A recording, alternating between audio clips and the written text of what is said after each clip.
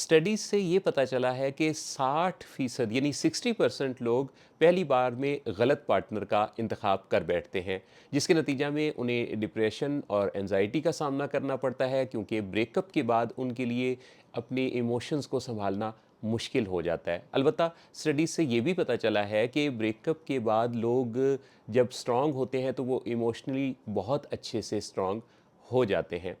Mental health के लिए ये सारा क्राइसिस और एक्सपीरियंस किसी भी शख्स की ब्रेन हेल्थ को बहुत बुरी तरह मुतासर करता है। ऐसी बहुत सारी मिसालें आपने भी देखी होंगी, जबकि आपके जानने वालों में, दोस्त, अहबाब, रिश्तेदारों में किसी ने शादी के लिए जल्दी से किसी को पसंद किया और फिर जल्दी से अलहदगी भी हो गई। ऐसी मिसालें हमें हर शोबा में नज़र आती हैं। शोबिज़ की दुनिया में हाल ही में पाकिस्तान की मारूफ अदाकारा और टीवी मेज़बान जुगन काज़िम ने अपने एक पॉडकास्ट में अपनी पहली शादी के हवाले से बहुत ही अफ़सोसनाक वाक़यात बताए, जिसमें उन्होंने ये बताया कि उनके शौहर, पहले शौहर जो कि देखने में उन्हें बहुत अच्छे लगे थे,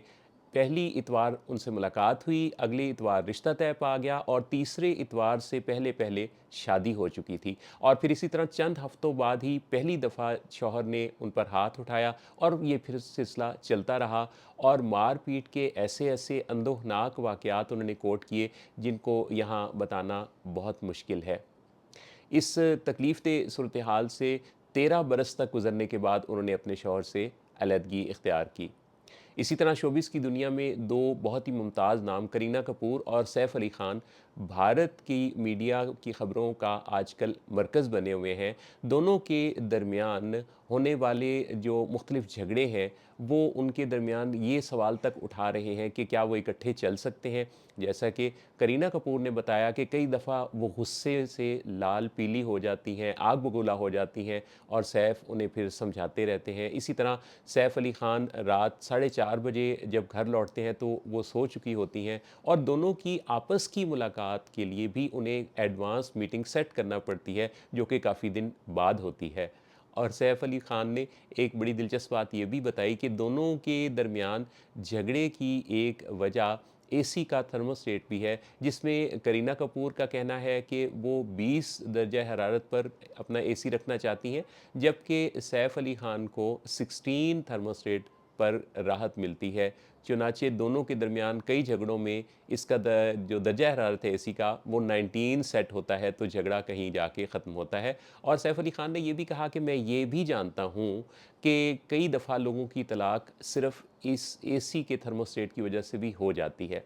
देखिए, जब ज़बान पर ये बात आने लगे कि तलाक हो सकती है, तलाक हो जाती है, अ, इस तरह के अल्फाज, तो इसका मतलब ये है कि कहीं ख़यालात में भी ये बात फिर चल रही होती है कि हमारी आपस में कंपैटिबिलिटी नहीं है। बजाय इसके कि ऐसे बहुत सारे दुख देने वाले और गलत तजुर्बात के बाद आपको ये सबक मिले कि आपने तो गलत जीवन साथी का इंतखाब कर लिया था, क्यों ना इस सिलसिले में पहले ही काम किया जाए।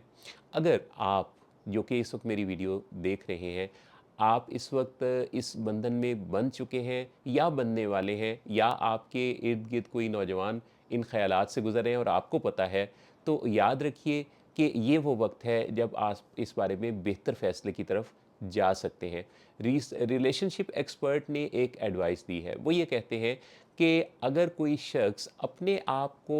प्यार करना सीख लेता है, यानी सेल्फ़ लव सीखता है, अपनी शख्सियत में निखार, अपने आप को वो एक अच्छा इंसान बनाने के लिए पसंद करते हुए बेहतरीन जद्दोजहद करता है, तो उसके धोखा खाने के इम्कानात उतने ही कम हो जाते हैं। चुनाचे बजाय इसके कि किसी एंजाइटी, डिप्रेशन या मेंटल हेल्थ के चैलेंज से गुज़रने का ट्रिगर आपको गलत पार्टनर के इंतखाब से मिले, बजाय इसके कि फिर आप दूसरों के बारे में भी ऐसा गुमान रखने लगें, बजाय इसके कि कोई ब्रेकअप हो और आपकी ज़िंदगी डिसफंक्शनल हो, इससे पहले ये हमें सोच समझ कर फ़ैसला कर लेना चाहिए कि जो फ़ैसला हम करने वाले हैं, वो फ़ैसला हमारे हक़ में अच्छा है या नहीं।